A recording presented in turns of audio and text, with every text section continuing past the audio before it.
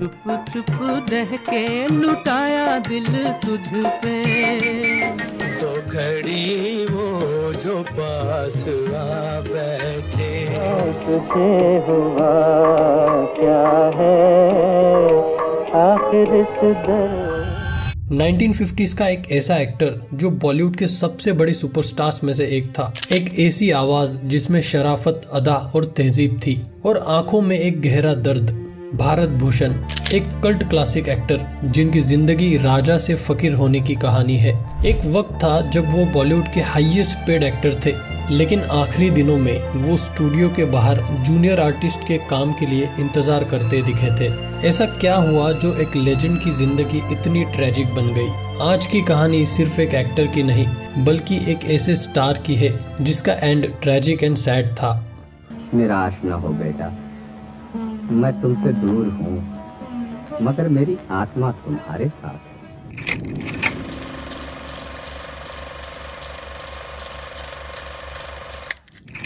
भारत भूषण का जन्म 14 जून 1920 में उत्तर प्रदेश के मेरठ में हुआ था।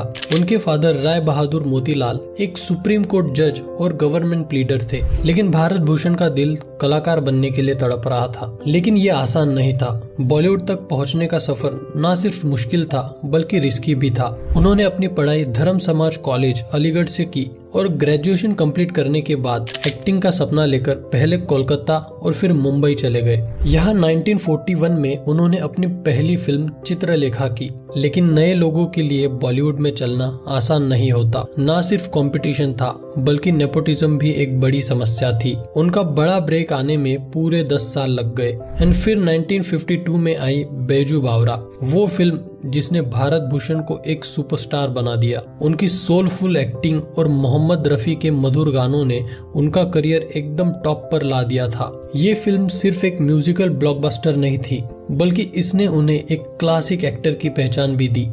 एक तो कानून की पाबंदी से संगीत की आजादी, दूसरे रूपमती की रिहाई और उसकी जागीर की वापसी, और तीसरे संगीत की जिंदगी।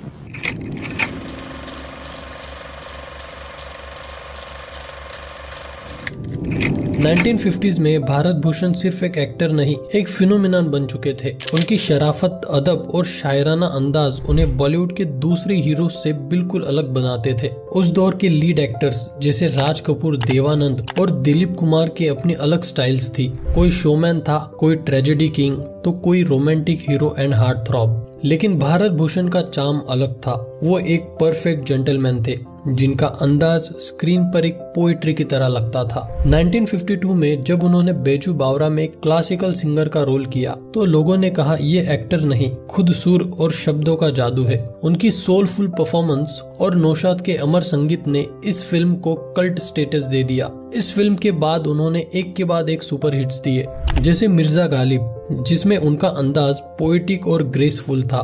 देन आई बरसात की रात जिसमें उनके सॉन्ग्स आज भी इमॉर्टल है। जहां आरा, एक फिल्म जो उनकी पर्सनल फेवरेट थी लेकिन फ्लॉप हो गई, और ये फ्लॉप होने का सिलसिला शुरू हो चुका था। साथी मेरी सुनी,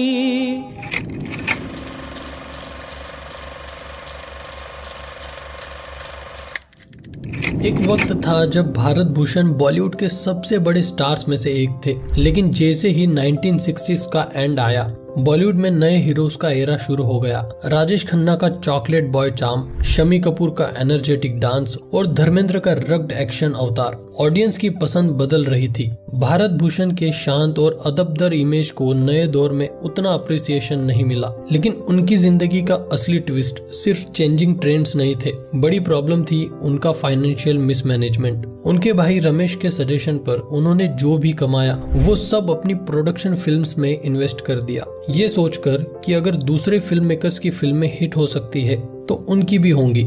लेकिन जब उनकी बनाई हुई फिल्में फ्लॉप होने लगी तो एक के बाद एक लॉस होता गया। उनका घर बिक गया, बैंक बैलेंस 0 हो गया और जो एक टाइम उनके पास एक लग्जरी लाइफस्टाइल थी वो सिर्फ एक पुरानी फिएट कार और एक छोटे से रेंटेड फ्लैट तक ही सिमट गई। सबसे सैड बात ये थी कि एक जमाने का सुपरस्टार प्रोड्यूसर्स के ऑफिसेस के बाहर काम के लिए वेट कर रहा था। पहले जहां उनका नाम फिल्मों को ब्लॉकबस्टर बना देता था, अब वही भारत भूषण साइड रोल्स के लिए स्ट्रगल कर रहे थे। बॉलीवुड की हार्श रियलिटी ये है कि जो एक्टर स्क्रीन पर अमर लगता है, रियल लाइफ में वो एक फॉरगॉटन चैप्टर बन सकता है।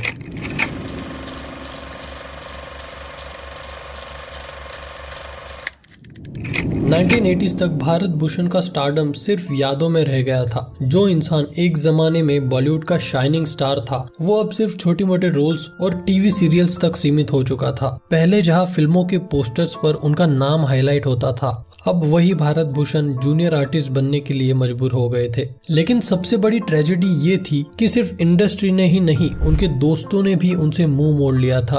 पहले जो उनके साथ डिनर टेबल शेयर करते थे वही लोग उनसे दूर हो गए। कहते हैं कि एक वक्त पर उनके पास खाने के तक पैसे नहीं बचते थे। वो एक समय का सुपरहिट हीरो जो सिल्वर स्क्रीन पर लोगों को एंटरटेन करता था, अब रियल लाइफ में एक स्ट्रगलिंग आर्टिस्ट बन चुका था। उनकी पर्सनल लाइफ भी दुखों से भरी रही। उनकी पत्नी का स्वर्गवास हो गया और वो अकेले पड़ गए। एक जमाने में जो आदमी सबको अपनी एक्टिंग और आवाज से रुला सकता था, अब उसके अपने आंसू पोंछने वाला कोई नहीं था। लेकिन एक चीज जो भारत भूषण के शख्सियत को डिफाइन करती है वो ये थी कि उन्होंने कभी किसी के आगे हाथ नहीं फैलाए। फाइनेंशियल स्ट्रगल्स, अकेलापन, दुख सब सह लिया, लेकिन अपनी सेल्फ रिस्पेक्ट कभी नहीं छोड़ी। और आखिरकार 27 जनवरी 1992 को एक हार्ट अटैक की वजह से उनका देहांत हो गया। बॉलीवुड के गोल्डन एरा का एक सितारा हमेशा के लिए बुझ गया।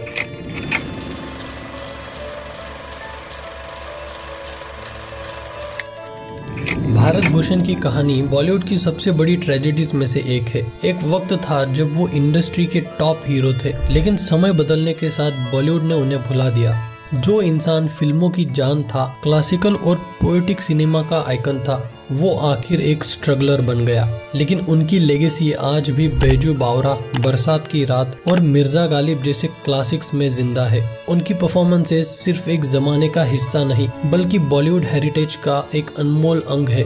भारत भूषण की कहानी एक बड़ा लेसन भी देती है। सिर्फ स्टारडम काफी नहीं होता, फाइनेंशियल और करियर प्लानिंग भी उतनी ही जरूरी होती है। आज भी नए एक्टर्स के लिए ये एक वार्निंग है कि शोबिज में सक्सेस गारंटीड नहीं होती। अगर कल आप इंडस्ट्री के किंग है तो जरूरी नहीं कि आज भी वही शान हो। उन्होंने चाहे जिंदगी के आखिरी दिन तंगी में बिताए हो, लेकिन उनका नाम हमेशा जीता रहेगा। बॉलीवुड चाहे उन्हें भूल जाए, लेकिन उनकी आर्ट हमेशा अमर रहेगी।